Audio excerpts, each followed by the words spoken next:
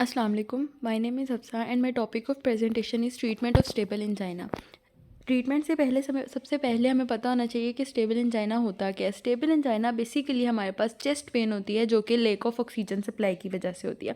अब lake of oxygen supply होता क्यों है, इसकी पैथोफिजियोलॉजी क्या है, तो सबसे पहले है हमारे पास एथेरोस्क्लेरोसिस, मतलब कि हमारी कोरोनरी आर्टरी में कोई प्लेग बिल्डअप हो जाना जिसकी वजह से वहाँ पे ब्लड फ्लो कम हो जाती है और वहाँ पे ऑक्सीजन प्रॉपर नहीं पहुँच पाती। या मायोकार्डियल ऑक्सीजन डिमांड, हमारे हार्ट को ऑक्सीजन ज़्यादा चाहिए होता है। फॉर एग्जांपल हम कोई एक्सरसाइज कर रहे हैं या कोई एक्सर्शन कर रहे हैं, तो उस टाइम में हमारी बॉडी को ऑक्सीजन ज़्यादा चाहिए लेकिन हमारे पास ऑक्सीजन पूरी नहीं हो रही, हम ऑक्सीजन की डिमांड पूरी नहीं कर पा रहे, तो उस कंडीशन में भी हमारे पास स्टेबल एंजाइना हो सकता है। और उसके अलावा एंडोथेलियल डिसफंक्शन की वजह से भी स्टेबल एंजाइना हो सकता है। अब गोल्स ऑफ ट्रीटमेंट में क्या है कि जब पेशेंट हमारे पास आया है तो हमने सबसे पहले क्या करना है, सबसे पहले तो हमने उसके सिम्टम्स को रिलीव कराना है कि उसको जो पेन हो रही है सबसे पहले हम उस पेन से डील करेंगे। उसके बाद हम उसको ऐसी मेडिसिन देंगे जिसमें हमारे पास सबसे पहले नाइट्रोग्लिसरीन आती है, हम उसे वो मेडिसिन देंगे ताकि उसका जो इंजाइना है वो इन्फाक्शन या मोर्टेलिटी की तरफ ना जा सके। और उसके बाद हम उसे उसकी क्वालिटी ऑफ लाइफ को इम्प्रूव करने की कोशिश करेंगे, जो कि सेकेंड लाइन ट्रीटमेंट में आता है, लॉन्ग टर्म मैनेजमेंट में आ जाता है। अब सबसे पहले हमारे पास है फार्माकोलॉजिकल थेरेपी, जिसमें हम जो भी हमने उसे मेडिकेशन देनी होती है शॉर्ट टर्म और लॉन्ग टर्म के लिए वो आ जाती है। तो सबसे पहले हमारे पास नाइट्रेट्स है जो कि हम फर्स्ट लाइन ट्रीटमेंट देते हैं कि जब हमारे पास पेशेंट आया है तो हम फ़ौरन से उसे नाइट्रोग्लिसरीन देते हैं। उसके अलावा हमारे पास बीटा ब्लॉकर्स और कैल्शियम चैनल ब्लॉकर्स है, ये हमारे पास लॉन्ग टर्म मैनेजमेंट के लिए होता है एंजाइना की। और उसके बाद है एंटी प्लेटलेट एजेंट्स और स्टेटिन्स, ये हम आगे डिस्कस कर लेते हैं। सबसे पहले है नाइट्रेट थेरेपी। नाइट्रेट थेरेपी में क्या है, हमारे पास नाइट्रोग्लिसरीन आ जाती है कि जब हमारे पास पेशेंट आया है तो हम सबसे पहले उसे नाइट्रेट्स देते हैं ताकि उसकी हम वेज़ोडाइलेशन करा सकें और प्रीलोड कम करा सके, ताकि हार्ट के मसल्स रिलैक्स हों और वहाँ से ब्लड फ्लो ज़्यादा हो सके और ऑक्सीजन की डिमांड पूरी हो सके जो भी हार्ट को चाहिए। ये हमारे पास एक्यूट एंजाइना कि जब हमारे पास पेशेंट आया है उसको डील करने के लिए। इसके साइड इफ़ेक्ट्स में हमारे पास हेडेक और हाइपोटेंशन वगैरह आ सकती है।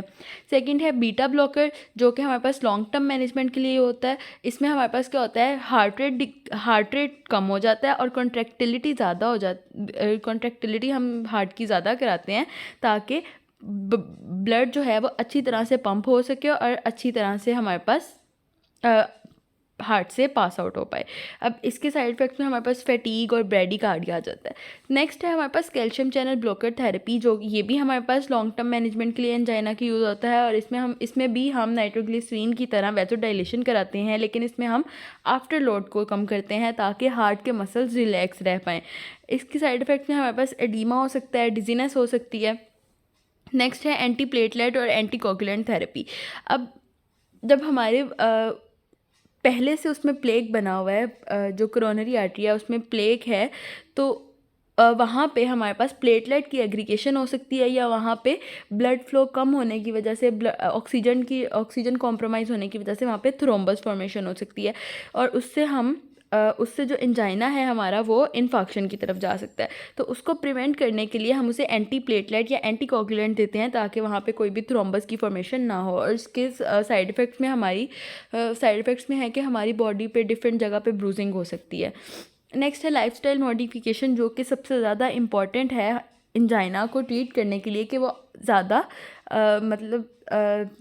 स्वेयर ना हो और जो हमारा एंजाइना है वो स्पेरिटी की तरफ ना जाए और इन्फाक्शन की तरफ ना जाए और इंसान मोर्टेलिटी रेट कम हो सके। अब इसमें हमारे पास लाइफस्टाइल मॉडिफिकेशन में क्या आता है, सबसे पहले कि हमें स्मोकिंग को ख़त्म करना चाहिए। स्मोकिंग हमारे हार्ट के लिए बहुत ज़्यादा डेंजरस है। उसके अलावा एक्सरसाइज ट्रेनिंग करनी चाहिए, कार्डियो वगैरह करनी चाहिए कि हमारे हार्ट के मसल स्ट्रॉन्ग हो पाएँ। वेट मैनेजमेंट में है कि ओबीज़ नहीं होना चाहिए कि जब हमारे पास वहाँ पे फ़ैट की डिपोजिशन आएगी तो वो भी इंजाइना को स्वेयर कर सकती है। डाइटरी फैट्स हैं, लो फैट लेना चाहिए। उसके अलावा स्ट्रेस रिडक्शन। नेक्स्ट है रीवास्कुलराइजेशन थेरेपी, कि अगर हमारा इंजाइना बहुत ज़्यादा स्वेयर हो गया है, हमारी कोरोनरी आर्टरी बिल्कुल ब्लॉक हो गई है, तो उसमें हमारे पास क्या सबसे पहला क्या आता है, परक्यूटेनियस कोरोनरी इंटरवेंशन। इसमें हम क्या करते हैं कि हम एक हार्ट कोरोनरी आर्टरी में एक स्टंट प्लेस करते हैं जो कि उस प्लेट को साइड पे करके वहाँ पे रास्ता बना देता है कि ब्लड इजीली फ्लो हो सके, वहाँ पे ऑक्सीजन की डिमांड पूरी हो सके।